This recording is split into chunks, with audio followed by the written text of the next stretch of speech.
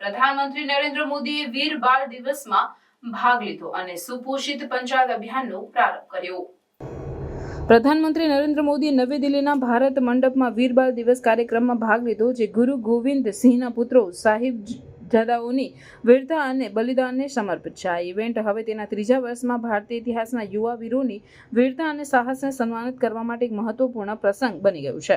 કાર્યક્રમ દરમિયાન પ્રધાનમંત્રી મોદીએ સુપોષિત પંચાયત અભિયાનનો પ્રારંભ કર્યો, જે પોષણ સેવાઓમાં સુધારો અને સમુદાયની ભાગીદારી વધારવા માટે રાષ્ટ્રીય સ્તરે શરૂ કરાયેલા અભિયાન છે। આ અભિયાનનો ઉદ્દેશ્ય ગ્રામ્ય વિસ્તારોમાં પોષણ સંબંધિત માળખાકીય સુવિધાઓને મજબૂત બનાવવાનો અને કુપોષણ સામે લડવા માટે સ્થાનિક સમુદાયોને જોડવાનો છે।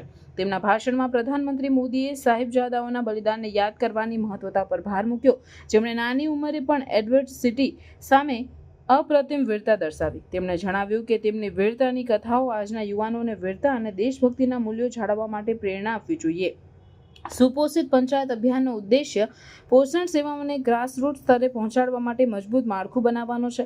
સ્થાનિક પંચાયતો અને સમુદાયોને જોડીને આ અભિયાન પોષણની જરૂરિયાતોને અસરકારક રીતે પૂરી પાડવાનું લક્ષ્ય ધરાવે છે, જેથી ગ્રામ્ય વસ્તીના આરોગ્ય અને કલ્યાણમાં સુધારો થાય। આ પહેલમાં બાળકો અને યુવાનોને જોડવા માટે વિવિધ પ્રવૃત્તિઓનો સમાવેશ થાય છે, જે વીરતા અને દેશભક્તિના સંસ્કૃતિને પ્રોત્સાહન આપે છે।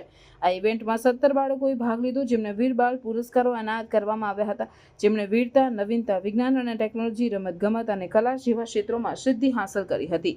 પ્રધાનમંત્રી મોદીએ પુરસ્કાર વિજેતાઓ અને તેમના પરિવારોને અભિનંદન આપ્યા, સમાજમાં તેમના યોગદાનને માન્યતા આપી અને તેમને ઉત્તમતા માટે પ્રયત્નો ચાલુ રાખવા માટે પ્રોત્સાહિત કર્યા। વીર બાળ દિવસની ઉજવણી અને સુપોષિત પંચાયત અભિયાનનો પ્રારંભ સરકારની યુવા મનોવૃત્તિઓને પોષણ અને સમુદાયોને સશક્ત બનાવવા માટેની પ્રતિબદ્ધતાને રેખાંકિત કરે છે। આ પહેલો રેસિલાયન્સ અને સમૃદ્ધ સમાજના નિર્માણમાં સામૂહિક પ્રયત્નોની મહત્વતાને હાઇલાઇટ કરે છે।